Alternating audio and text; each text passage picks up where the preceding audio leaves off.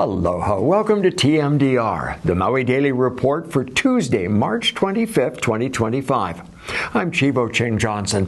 These are some of the stories that may interest you today. A Maui doctor has been accused of hitting his wife on her head with a rock, then trying to push her off the Pali lookout on Oahu yesterday. And then he ran off, leaving her in serious condition with head and facial injuries. Dr. Gerhard Koenig, a Maui anesthesiologist, was arrested soon after by Honolulu police after a brief foot chase and charged with attempted murder. Maui Health has issued a statement saying that the doctor has been suspended from his job. Mayor Richard Bissen presented his proposed fiscal year 2026 budget this morning, live here on Akaku. His priorities remain with the Lahaina rebuild, lowering owner-occupied homeowners' tax rates, building homes for Kama'aina, improving infrastructure, and adding additional water sources, and improving existing water issues upcountry. Public hearings around the county for community input on budget priorities begin on Tuesday, April 1st, upcountry at the Hannibal Tavares Community Center. Hana at Helene Hall on Wednesday the 2nd. Both begin at 6 p.m. If you're unable to attend your district meeting, an online survey has been created to gather information on how Maui County residents want their tax dollars spent. A link to the survey, meeting agendas, and more information are available at the Budget Committee's website below. There are many ways to skin a cat, as the expression goes, and quite a few to hunt sheep, according to DLNR. Applications for the 2025 Lanai Mouflon sheep hunting season will be available on March 31st. The sheep season will consist of 4 hunts: an archery hunt, a youth hunt, a muzzle loader hunt, and a general rifle hunt. All 4 hunts may be subject to a lottery drawing, and 1 or more weekends may be added or eliminated. For more information, go to this website that you see below. No happy trails for you upcountry in the month of April. The Kula State Forest Reserve, Waipoli Access Road, Kahiki Nui Forest Reserve, and Papa Nui Tract and Polipoli Springs State Recreation Area will close from Tuesday, April 1st through Wednesday, April 30th for trail repairs and mitigation work. Any forest or park permits for Polipoli Spring for that period are being canceled. All roads, hunting areas, trails, facilities, and activities will be affected by these closures. Maui County Council members are looking at what might be a potential source of fresh water near Lahaina that hasn't been used since sugarcane days. The Council's Water and Infrastructure Committee recommended passing Bill 19, authorizing the mayor to determine the sustainable yield of the Launiopoko aquifer by selecting a site for a monitoring well. The availability of water remains a major issue as Lahaina residents look for a ready supply of water to fight future wildfires and increase affordable housing inventory. If the wildfires taught us anything, it is to keep ignitable vegetation away from your home. Kula residents are actively addressing this lesson learned and have begun clearing car tires, propane tanks, gas generators, and rusty appliances from yards to be hauled away. In June, neighbors and volunteers spent 4 weekends clearing rubbish from their properties in a community-wide effort and have gotten rid of 12 tons of waste. Congress appropriated $1.6 billion in funding to support recovery efforts from the wildfires to be dispersed by Housing and Urban Development.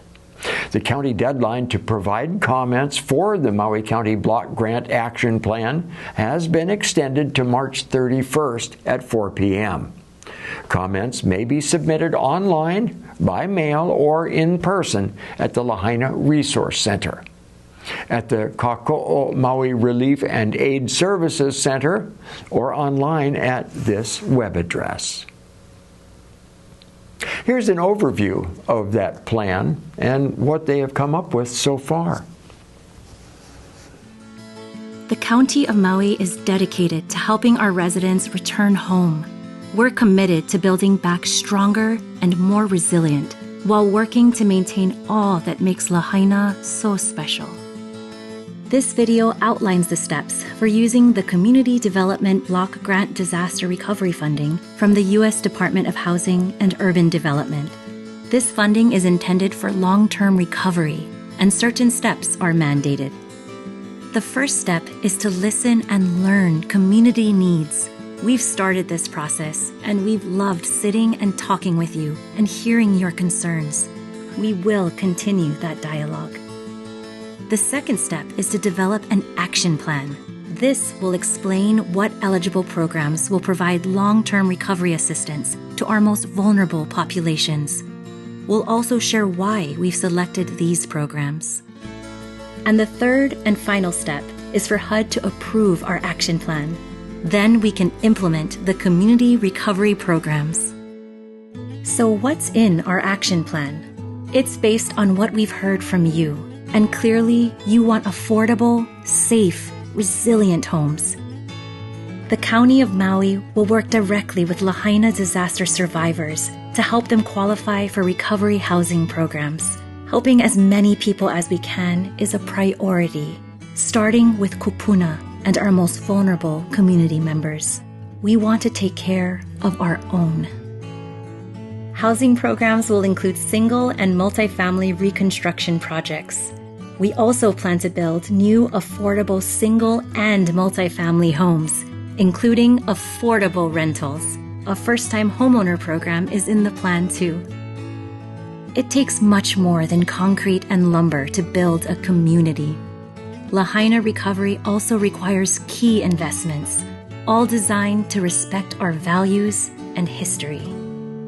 Our mission is to help our people return home. Together, we'll make Maui resilient, safer, and better for local residents.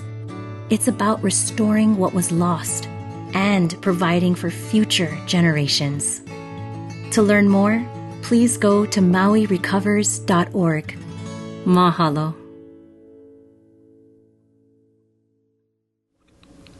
23 states suing the Trump administration over frozen federal funds are once again asking a Rhode Island judge to enforce his orders, stating that federal disaster money is still not flowing. This includes money for victims of the Maui wildfires. The U.S. District Court Judge John McConnell issued a preliminary injunction earlier this month meant to stop the Trump funding freeze. It remains to be seen if the Trump Justice Department will comply or just ignore the judge's orders.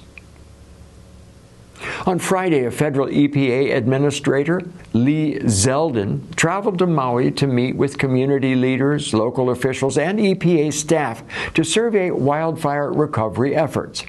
Zeldin met with local kupuna and community members in Lahaina to understand the cultural and native practices of Hawaii. Local officials then took him on a tour of Front Street, walked streets where homes were rebuilding, and visited an EPA-funded project to provide sewer service. He ended up at the dump visiting the Central Maui landfill permanent disposal site. On Saturday, he left Maui to assess the Red Hill disaster on Oahu. Today, March 25th, Kipahulu celebrates the one-year anniversary of the community-based subsistence fishing area rules going into effect for the Kipahulu Moku. Over the last year, the community established a Kipahulu Makai Watch program, part of a statewide program where citizens and non-government organizations join DLNR in the management of marine resources. And as a reminder, tomorrow, Wednesday, March 26th, is Prince Kuhio Day. He tried to restore the monarchy after the overthrow, and for his efforts spent a year in prison. He hunted big game in Africa. He was a boxer and helped establish Pearl Harbor and Volcanoes National Park. Kuhio also served in Congress as a non-voting delegate from 1902 until his death in 1922. He also gave us a day off. Akaku facilities will be closed in observance of Prince Kuhio Day tomorrow. Many county offices and pools will be closed, and there will be shortened hours at Central Maui Landfill. Residential trash pickup and the bus service will be unaffected. Right now we have a clip to let you know a little bit more about the life of the good Prince Kuhio. Jonah Kuhio Kalaniana Ole was born in Koloa, Kauai on March 26, 1871, to his parents, David Kahalepoili, and his mother, Victoria Kuhio Kinoike Kaulike. He had two brothers, David Kwananakoa and Edward Keali'i Ahonui. As young boys, Kuhio and his brother, David Kwananakoa, were hanai'd by his aunt and uncle, King Kalakaua and Queen Kapi'olani. And later, he actually served in the Department of Interior as the minister for his hanai father, King Kalakaua. After the overthrow in 1895, Robert Wilcox led a rebellion against the Republic of Hawaii, and Kuhio was a key player in this counter-revolution. Because of this act, he was charged for treason and spent 1 year in prison, and during that time he was visited every day by his sweetheart, Elizabeth Kahanu Kauai, and after he was released, they got married. And he won in 1902 a landslide victory election against Robert Wilcox to take the U.S. Congress seat. Kuhio became a key player in the Hawaiian system of government that we know today. For instance, he has helped to establish the county system. He also pushed for the first bill of statehood for Hawaii in 1919. And he advocated for Hawaiian Homes Commission Act for many years until it finally passed in Congress in 1921. Although Kuhio was highly against the blood quantum restrictions imposed by the Hawaiian Commission Act, the Hawaiian Commission's office has granted over 10,000 families homestead lots so that they could return back to their aina. The Hawaiian Homestead Act was passed in 1921. Kuhio passed on January 7th, 1922. Although he didn't live to see his dream come to fruition later that year, the first Hawaiian homestead was built on Kalama Ula Molokai. E ola e kalaniana ole.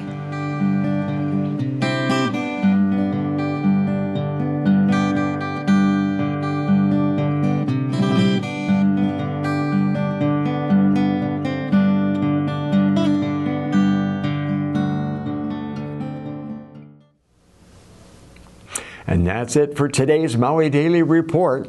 Mahalo for joining us, and please keep watching Akaku, channels 53, 54, and 55. You can watch Akaku at akaku.org or on your phone 24/7 with our app, Maui Stream. This is how we stay connected. I'm Chibo Cheng Johnson. Have a fantastic Tuesday night. Be happy, stay healthy, and keep smiling. Aloha.